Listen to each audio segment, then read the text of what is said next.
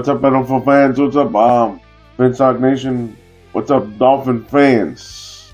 First of all, we're gonna cover several topics in this video today because as I was preparing this video, I've only covered 2 topics.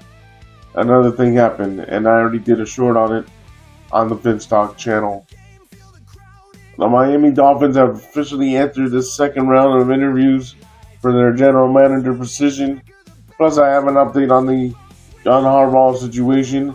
Plus, I have a statement just released about an hour ago from the chairman of the Miami Dolphins on the status of Mike McDaniel.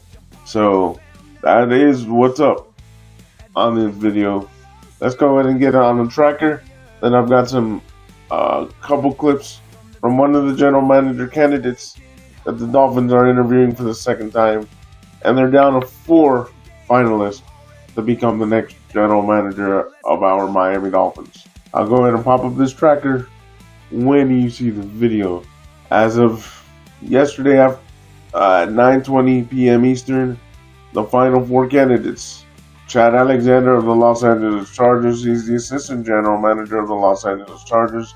He does have a connection to John Harbaugh and also the older Harbaugh, which is currently the head coach of the Los Angeles Chargers. Chad Alexander worked with the Baltimore Ravens a couple of years back, so he is familiar with John Harbaugh. Also, our interim GM, Champ Kelly, is getting a second round interview with our Miami Dolphins to be the permanent GM. Then you have John Eric Sullivan of the Green Bay Packers, Vice President of Player Personnel, and Josh Williams of the San Francisco 49ers, Director Scouting of Football Operations, is the final 4 candidates for the Miami Dolphins general manager position. My top 1 is Chad Alexander, then followed by John Eric Sullivan and Josh Williams. I have a couple clips which I'm going to pop up for you to hear on John Eric Sullivan's philosophy of how he evaluates possible players he wants on his team and how he evaluates talent currently for the Green Bay Packers. So let me go ahead and play that clip of those clips for you, and then I'll go ahead and also pop up something from Josina Anderson, and then basically also pop up a statement from Stephen Ross, which he wrote a statement about an hour ago on the status of head coach Mike McDaniel. Let me do the first clip of John Eric Sullivan talking, and then I'll go ahead and also do the other clip. Let me wait a minute till it loads. If I'm being honest, probably Brian Gutekunst. I've been chasing him kind of the whole time I've been here. You know, he was, when I came on, he was the Southeast area scout. And then I kind of, as I rose through the ranks, I then became the Southeast area scout when he became the director of college scouting. And then I became the director of college scouting when he became the director of player personnel. And then I have another clip of John Eric Sullivan. So I say that to say, like, I've kind of been chasing him, but I've always had tremendous respect for his work. He was obviously raised in this business from Ron Wolf and Ted Thompson, 2 of the legendary GMs, 2 of the best that have ever done it, both Hall of Fame worthy, in my humble opinion. But he has taken so much that he's learned from and applied it to his trade and his craft, and I've learned from him. I was not here with Ron. Obviously, the stories and the lessons are still here today, but I was here forever with Ted, for a long time with Ted, and you know, if it wasn't Brian, it would be Ted. But I would say I know Ted was kind of Brian's mentor, if you will, and Brian's been that for me. I think Brian's one of the most well-rounded whole GMs in this league, and I think he's proven that. I mean, the guy's been through a pandemic. He's had to move on from a coach. He's had to move on from a legendary quarterback, and I think his success and our ability to acquire players and the success we've had in his tenure, and not only that, but the way that he has handled the situations he's been in. All right, that's the first clip from John Eric Alexander.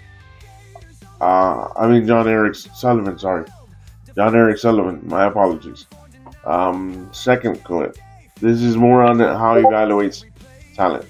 The system that I was raised in, Larry, is at the end of the day, the tape is the most important thing. Like, you're acquiring football players. You're going to play the game of football on Sundays.